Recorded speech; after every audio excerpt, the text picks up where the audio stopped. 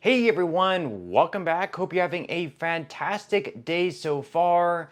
So, President Donald Trump hopes to have his one big beautiful bill sent to his desk to be signed into law at some point in July at latest. In today's video, we are going to be giving an update on that bill, which also happens to include a $500 boost for most people receiving Social Security. But before we go ahead and dive into for today, if you would like to receive up to $200 in free stock or $200 in free cash, in a pinned comment below, I will be leaving a link to Robinhood.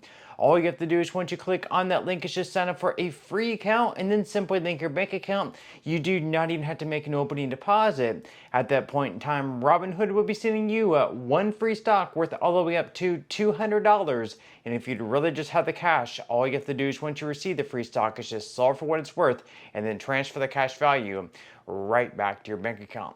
Okay, so before we dive into the update on Trump's one big beautiful bill as he calls it, we're first going to be diving into another bill spearheaded by three different Democrats in the Senate. They want to look into what Elon Musk and Doge, what exactly they were doing into Social Security, if there were any negative impacts that came from it. So they are releasing a new bill. So according here to FedScoop, in the aftermath of Doge incursions into the Social Security Administration computer systems, a trio of Senate Democrats are pushing legislation that would require performance and security audits into what the Elon Musk founded group left behind in those networks. So the Protecting Seniors Data Act of 2025, introduced Wednesday by Senators Sheldon Whitehouse of Rhode Island, Elizabeth Warren of Massachusetts, and Ron Wyden of Oregon, calls on the country's Comptroller General to deliver a comprehensive audit of all SSA systems that have been accessed by Doge staffers or volunteers. Now, that audit, according to the bill shared by FedScoop, would identify security vulnerabilities or bugs in software that was installed, created, or modified by Doge representatives. And the lawmakers also want answers on whether Doge's work in SSA networks violated the Privacy Act and the Federal Information Security Management Act. Whitehouse made the case for his bill on the Senate floor on Wednesday, arguing that Doge entered SSA under the auspices of rooting out waste, fraud, and abuse, but in reality did so, quote, with bad intent. So leave your thoughts and comments below on that. Do you think this is a bill that should pass? They should be looking into what exactly Doge did. Now, before, I would say this bill pretty much had no chance of passing, given that Republicans had control of both the House and the Senate, and obviously for any bill to pass, Democrats will need to have Republican support, especially in the House and especially in the Senate. Once again, both chambers where Republicans actually have full control over. But now, actually recently, Elon Musk has started getting into it with Donald Trump and other Republicans over this one big beautiful bill that they're passing. Elon Musk is not the biggest fan because he was with Doge. He was trying to root out waste, fraud, and abuse and cut down government spending. But in this one big beautiful bill, as Trump calls it, they're doing, pretty much the exact same spending as Democrats were, and we're going to continue going into more and more of a deficit, going into more and more debt as a country. So, of course, according to BBC, Musk is turning on Republicans, and he's giving Trump's bill a much harder path. So for 130 days, tech billionaire Elon Musk was a special government employee working inside the Trump administration to slash what he said were wasteful government programs and bloated departments. Now, after his exit last week, he is back on the outside. And it is the Trump administration and the massive spending legislation the president is currently pushing that is drawing the ire of this new, seemingly unshackled Musk. And in a series of social media posts on Tuesday, he took aim at Trump's signature tax and spending bill that is being considered by the Senate after House Republicans passed it last month. After saying he couldn't, quote, stand it anymore, Musk called the bill a disgusting abomination. So, of course, Trump and Musk, who were once, considered, I guess, pretty good friends, they were working together, and, they thought they were a very good team. Now they are suddenly turning on each other. It's quite something to see in real time. So, of course, he said, quote, shame on those who voted for it. That's what Musk said. You know what you did wrong. And on Wednesday afternoon, he went a step further, calling on voters to contact their representatives in Congress to voice their opposition. He said, quote, bankrupting America is not okay. Kill the bill. So obviously that's going to get under Trump's skin. This was a bill that pretty much Trump has designed. He wants to push this through Congress and sign it into law by July at latest. And now Musk is pushing back on it and being extremely public about his opposition to the bill. Whatever happens, are Republicans suddenly going to back down on this bill and side more with Musk? Or are Republicans going to side more with Trump? It's going to be very interesting, this game of tug of war that they're currently playing. Now, Musk's diatribe against the Trump-backed bill, which includes huge tax breaks and more investment in defense, comes after he spent months pushing for cuts to government spending.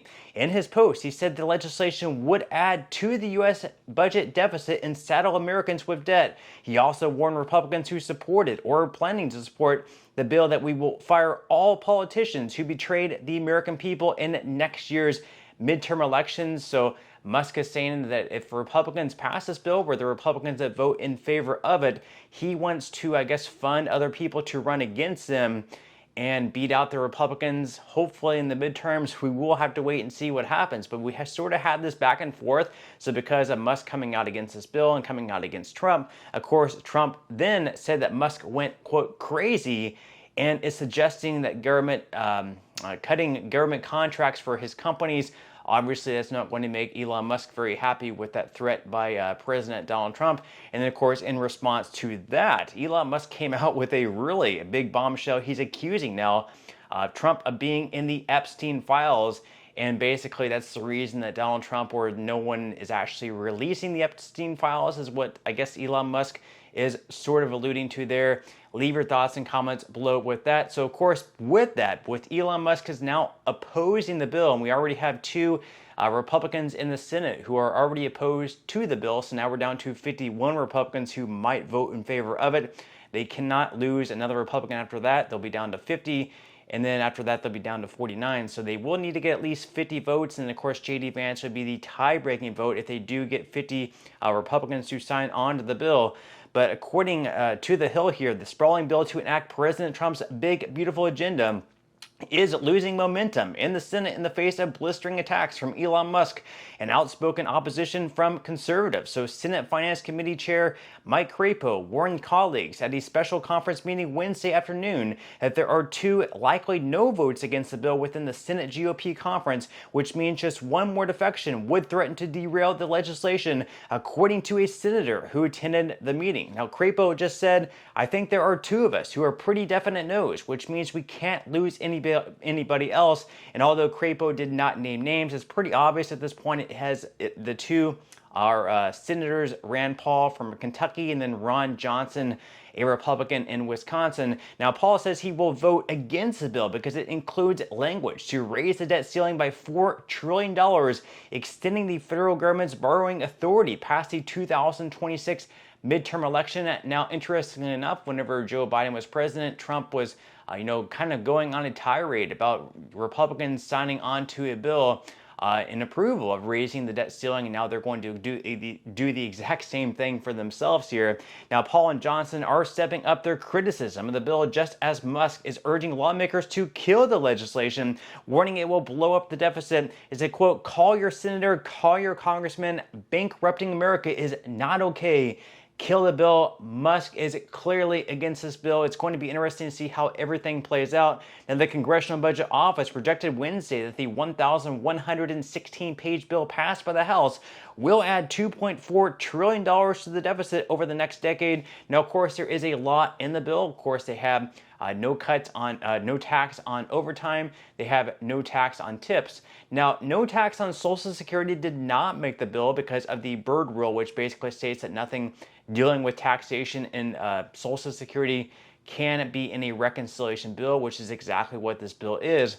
However, they do have a $4,000 senior deduction for those age 65 and over, so most people receiving Social Security benefits would benefit from that. So according to MarketWatch, just an example they give here, based on the 2024 tax year, people with incomes between $11,601 and $47,150 would see their annual taxes reduced by $480. So someone who earns even more than that obviously would have a tax break of even more than $480, perhaps double that, close to $1,000. So a pretty good tax break there included in the bill, even though no tax on Social Security did not make the bill. But with that said, leave your thoughts and comments below. What do you think about the one big beautiful bill that's currently in it? What do you think about the stuff that's in it? Would you like anything removed? Do you like the tax breaks that are included in it? Leave your thoughts and comments below. But that's all we have for today's video, and I will see you in the next one.